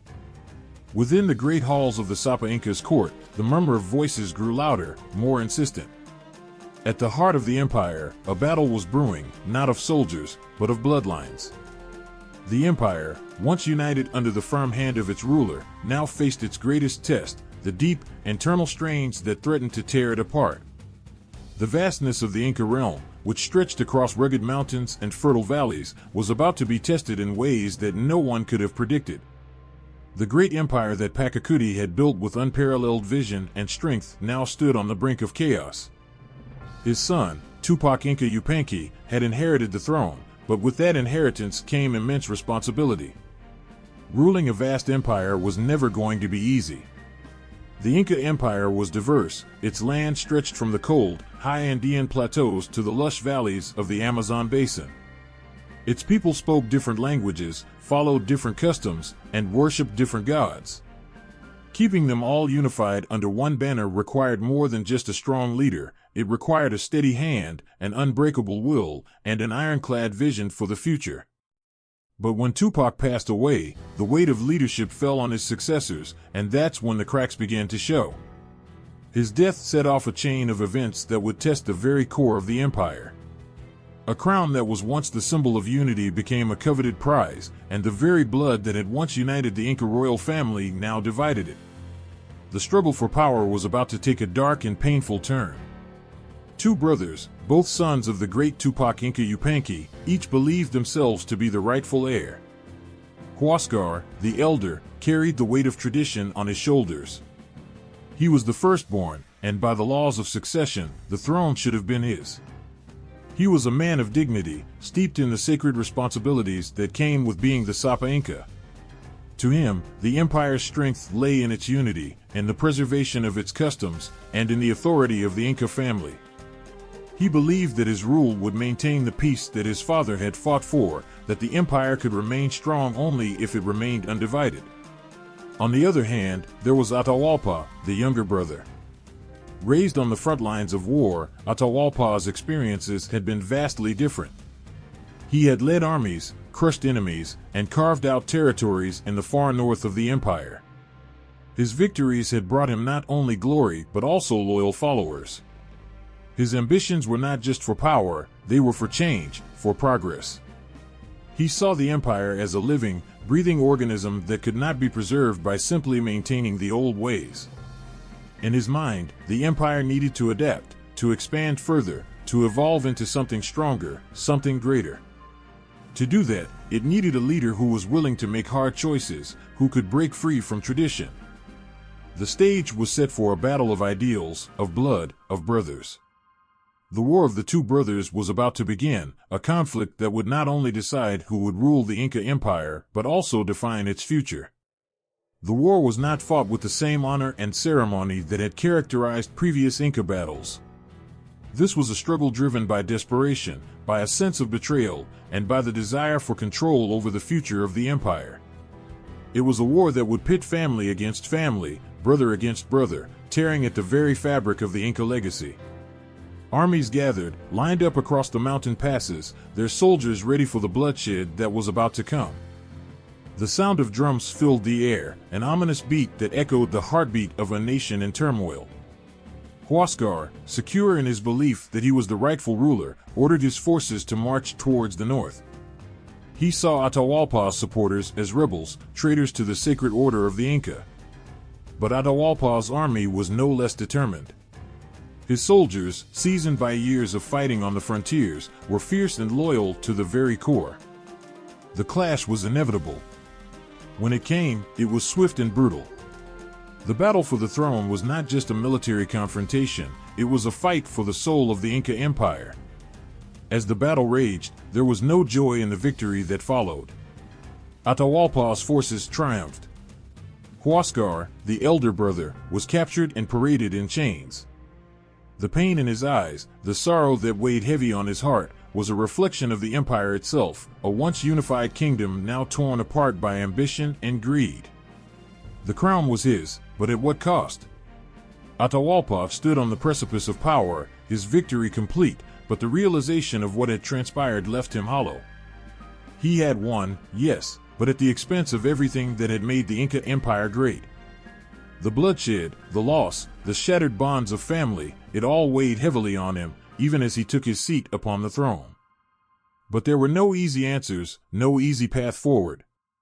The cracks that had appeared in the empire were not so easily repaired. The War of the Two Brothers was just the beginning of deeper struggles to come. The people, the ones who had once stood unified under the banner of the Inca, now found themselves divided, torn between loyalty to their leaders and the painful knowledge that the once sacred bonds of brotherhood had been shattered forever. Atahualpa's reign was marked by the knowledge that power, once earned, could be easily lost. The scars of war ran deep, and the echoes of betrayal continued to haunt the corridors of power. Yet, despite the fractures within the empire, the legacy of the Inca would not be easily erased. The sons of Pachacuti had made their mark on history, for better or for worse. The empire, though broken, still held its place in the hearts of the people. And even as the world around them shifted, the memory of a united Inca Empire remained, a memory that would never fade from the hearts of those who had once stood under its banner. The sun hung low over the rugged Andes, casting long shadows across the valley of Cusco. The air, still and heavy with the scent of earth and stone, was suddenly disturbed by the faint sound of distant drums, at first a whisper on the wind, then a growing hum. The people of the Inca Empire went about their daily routines, oblivious to the gathering storm. The city, which had stood for centuries as the heart of a mighty empire, would soon face an arrival that would alter its future forever. The long, proud traditions of the Inca were about to collide with the strange, unknown world of the Europeans. At first, the arrival of the Spanish was met with a mixture of curiosity and confusion. They came from across the ocean, strangers with pale skin, wearing armor that gleamed under the sun, and speaking a language foreign to the ears of the Inca. No one knew what to make of them. The stories of strange beings from beyond the sea had existed for centuries, but no one had truly believed them. And yet, now these stories were becoming reality, as the first few Spanish explorers made their way onto the shores of the Inca Empire. The Inca, with their intricate networks of roads and their finely tuned systems of governance, had long been a proud and powerful people. The arrival of the Spanish should have been just another story to add to the vast collection of tales of invaders from other lands, but there was something different about these men. Their horses, so strange and majestic, seemed almost magical. Their weapons, forged from iron and steel, gleamed with a chilling power that was unlike anything the Inca had ever seen. In the quiet moments before the storm, the Inca looked upon these foreigners with skepticism, their minds racing to understand what these strange beings wanted. Were they gods, sent from the heavens to judge the people of the earth? Or were they something else entirely? It was an unsettling thought, but it was impossible to ignore the evidence before their eyes.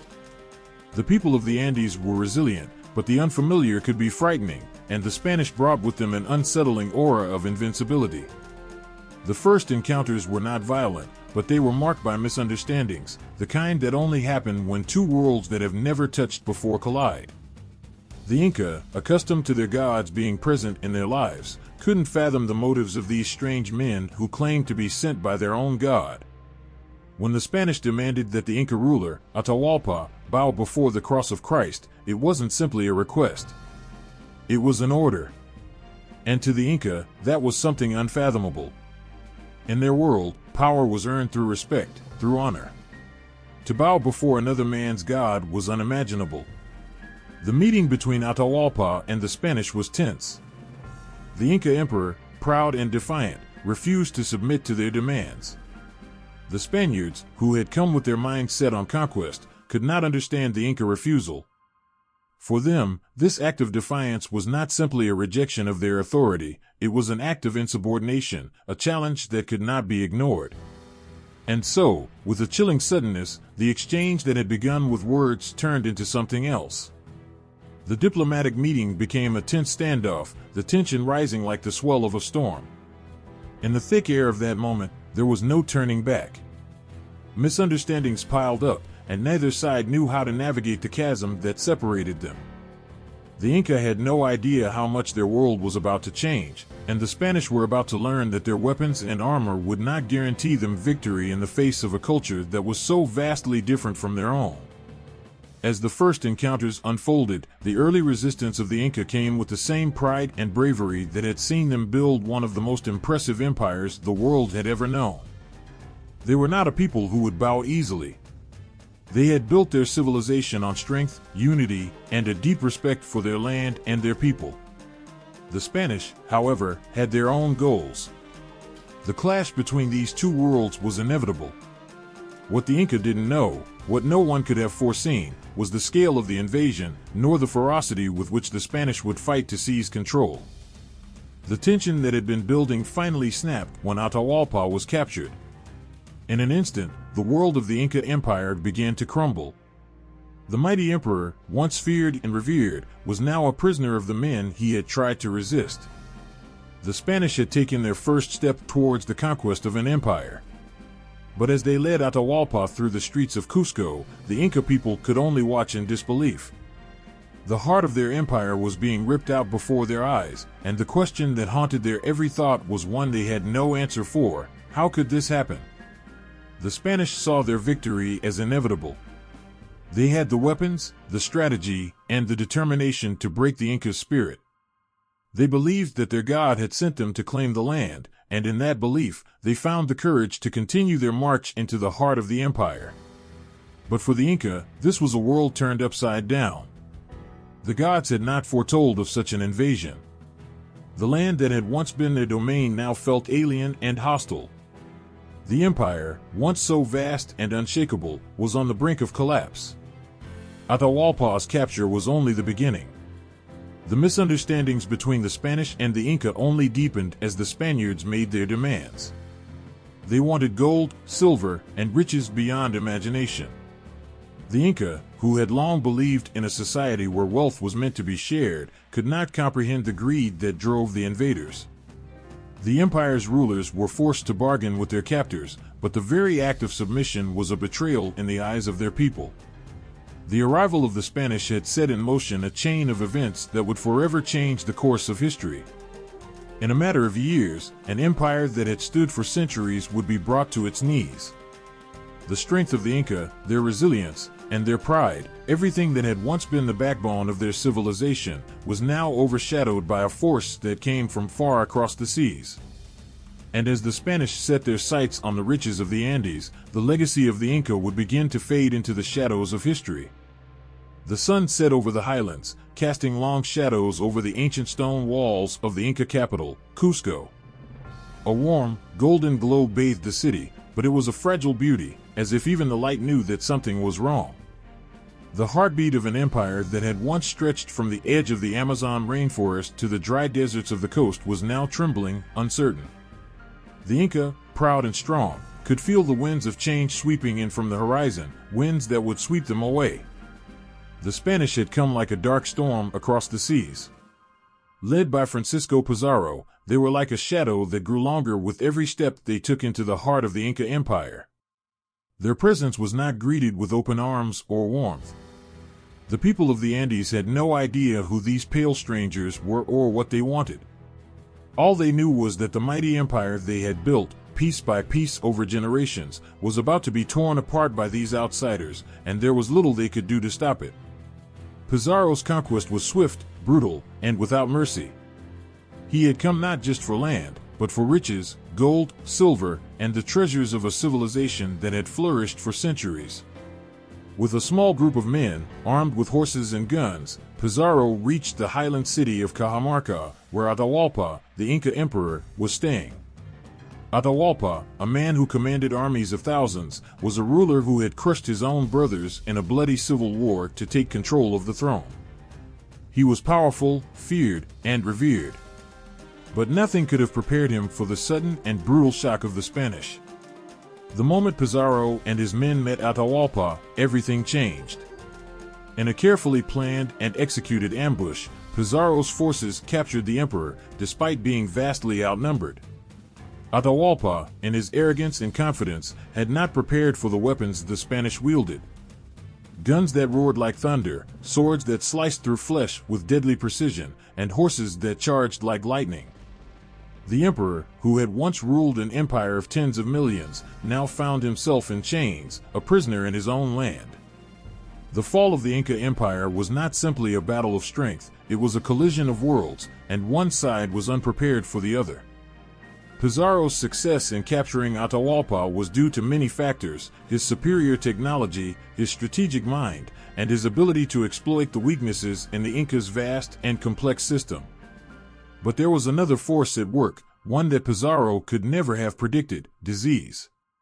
The Spanish carried with them invisible killers, diseases that the people of the Andes had never encountered before. Smallpox, measles, and other deadly illnesses spread through the Inca Empire with terrifying speed, wiping out entire villages and decimating the population. The Inca had no immunity to these diseases, and it wasn't just the soldiers who fell ill. The priests, the farmers, the craftsmen, the heart of the empire, were ravaged by sickness. The people, weakened and disoriented, could do little to resist the invaders. Even as Atahualpa languished in captivity, the disease continued its cruel march through the empire, a silent partner to the Spanish conquest. Entire regions fell into chaos as sickness spread like wildfire. The once mighty empire, held together by the strength of its roads, its armies, and its religion, began to fracture, weakened by the invisible hand of disease. The Inca, who had once been so proud of their ability to control their environment, found themselves helpless in the face of something they could neither see nor understand. The Spanish, with their armor and their guns, had already created a gap between themselves and the Inca. But it was the alliances they formed with the discontented groups within the empire that truly turned the tide in their favor. For all of its strength, the Inca Empire was not a monolithic, unified nation. It was made up of many different peoples, each with its own language, culture, and history. Some of these groups had been subjugated by the Inca in the past, and their resentment simmered beneath the surface. When the Spanish arrived, they exploited this discontent, forming alliances with the enemies of the Inca. These alliances were like a dagger to the heart of the empire. The Spanish promised these groups autonomy, land, and power in exchange for their loyalty. The bitterness that had been building for generations now found an outlet, and it was aimed squarely at the Inca. What had once been an empire united under the rule of the Sapa Inca was now divided by the pull of betrayal and the promise of revenge. As Atahualpa sat in his prison cell, surrounded by gold and silver, wealth beyond imagining, he must have known that his empire was slipping through his fingers. The Spanish held him captive, demanding an enormous ransom, and yet no amount of treasure could save him. In a final, tragic moment, the Inca emperor was executed.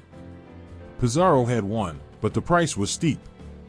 Atahualpa's death was not just the end of a ruler, it was the symbolic end of an entire way of life, a civilization that had thrived for centuries and now lay in ruins. The Inca Empire was not simply defeated by force, it was torn apart by disease, by betrayal, and by the cruelty of invaders who had no mercy for the people they conquered. The once proud empire, with its marvels of engineering, its advanced agricultural systems, and its deep spirituality, now found itself broken.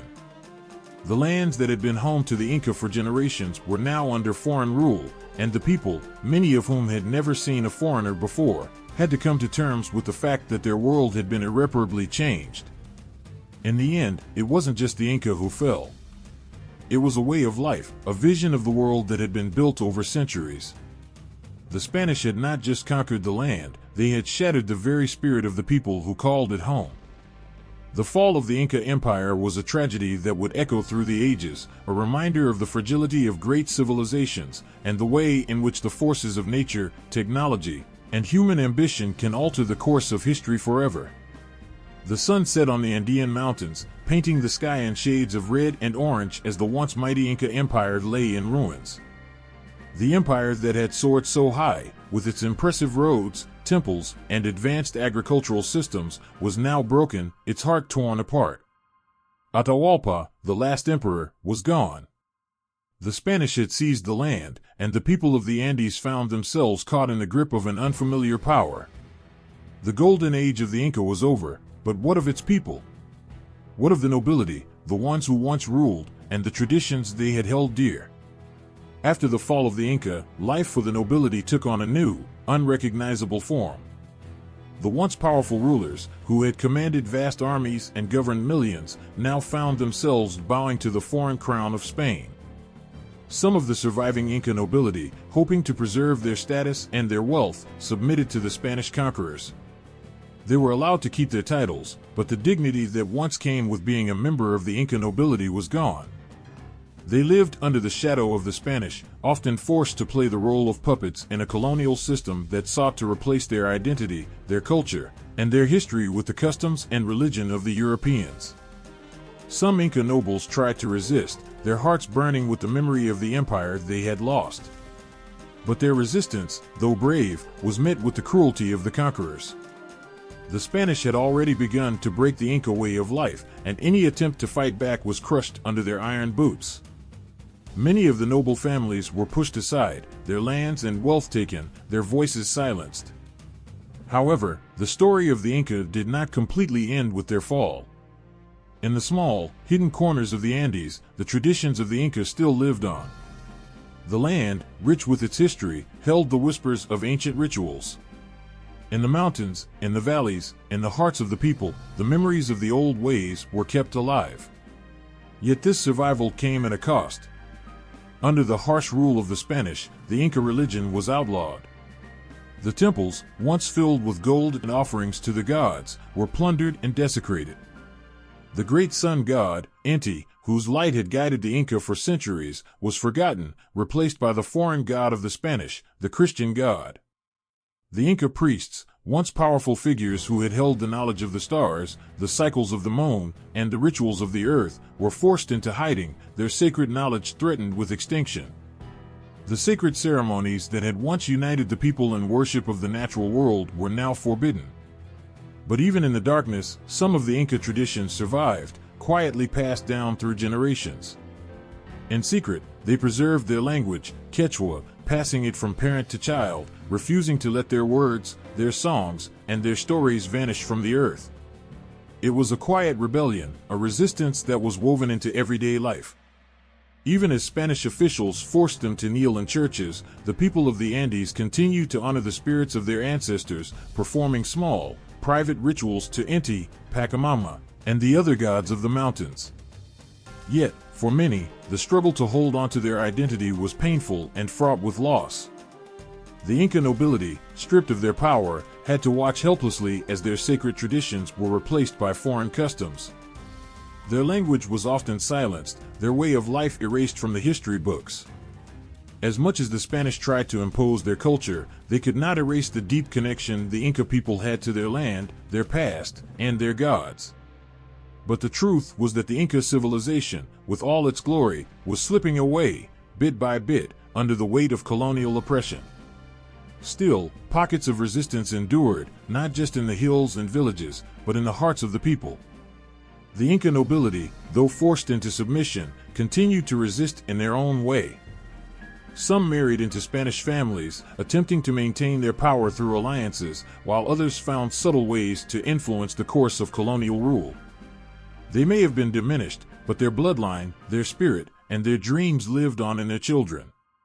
For the common people of the Andes, life became a blend of old and new, of forced submission and quiet rebellion. They continued to farm the land, honoring the ancient practices of agriculture that had fed the empire for centuries.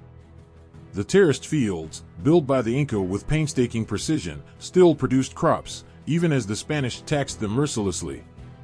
In the shadow of their conquerors, they remembered the ways of their ancestors, planting seeds not just in the soil but in their hearts. As the years passed, the memory of the Inca began to fade from the surface, buried under the weight of Spanish rule.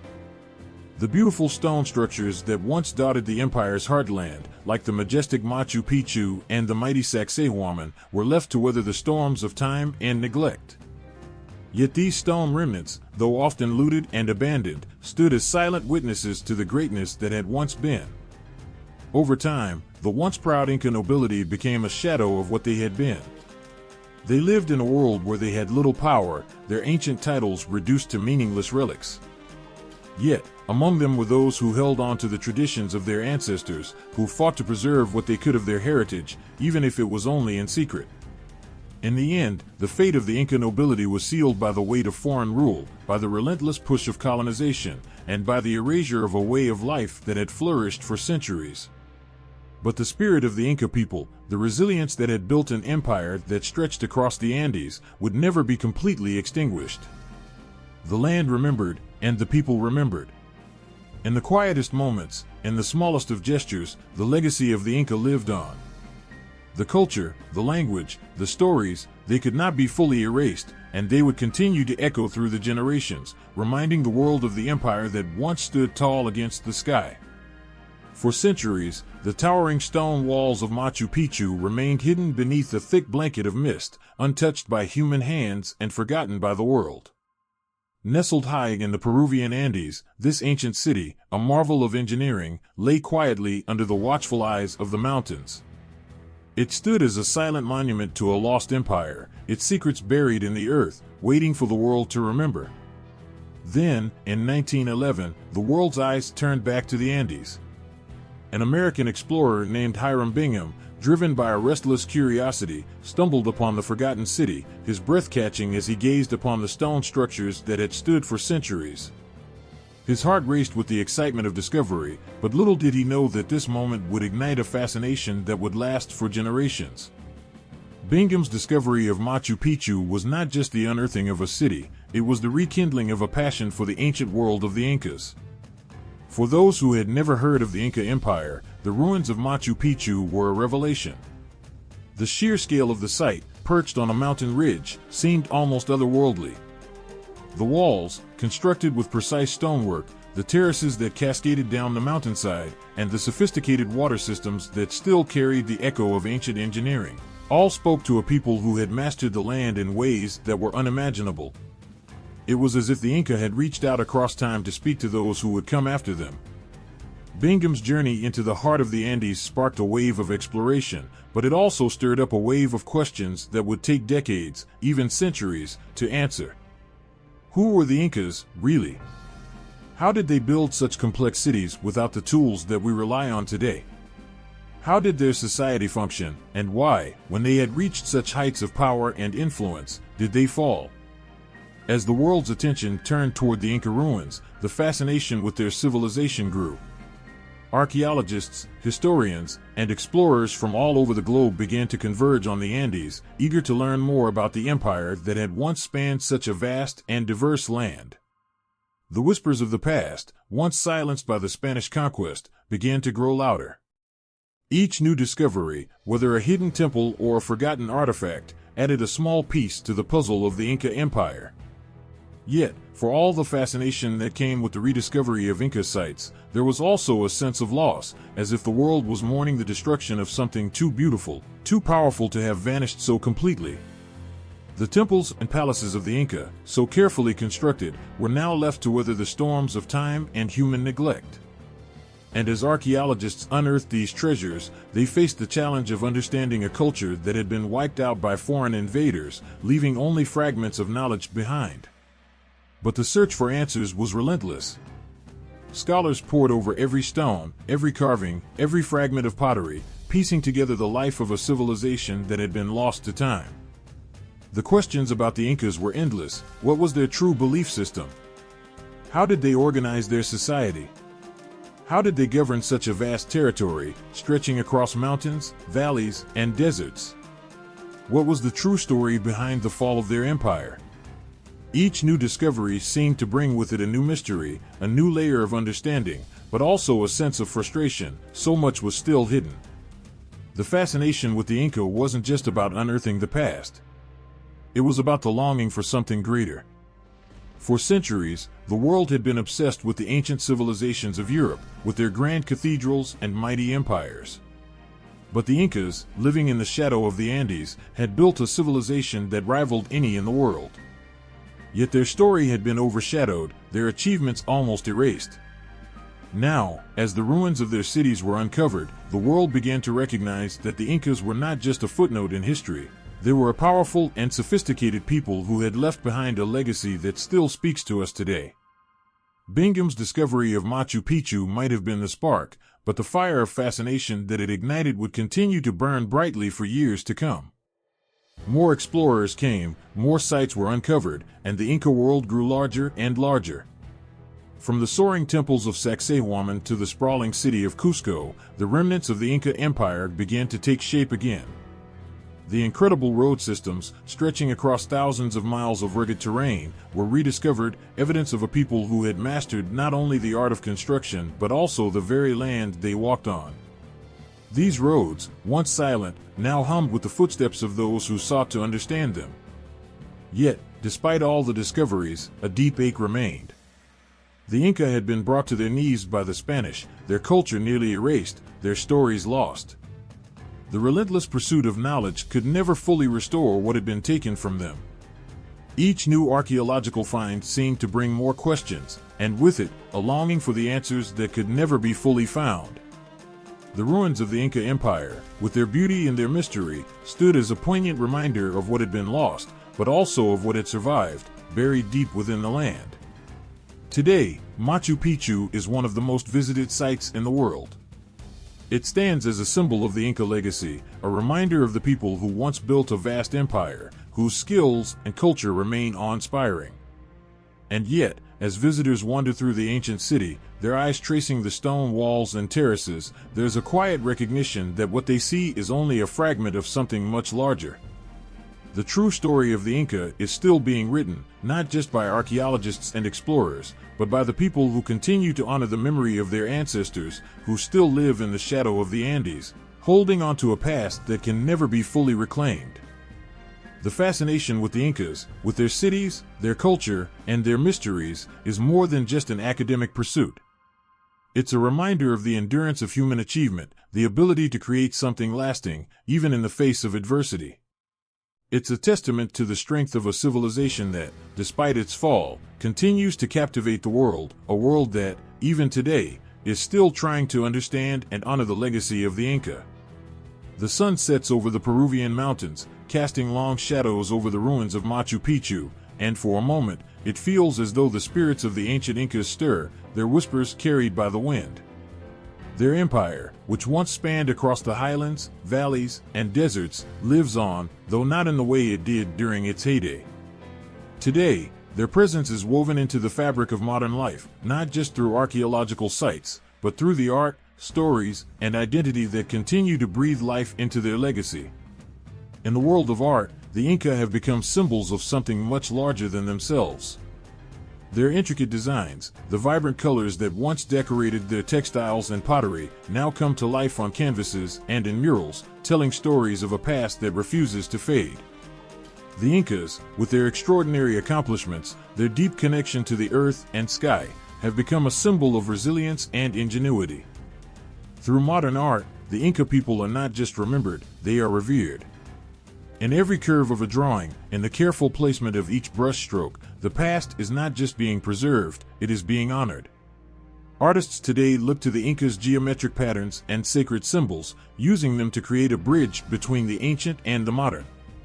The bright, bold colors that once adorned Inca garments now color the walls of urban neighborhoods, a testament to the empire's enduring power.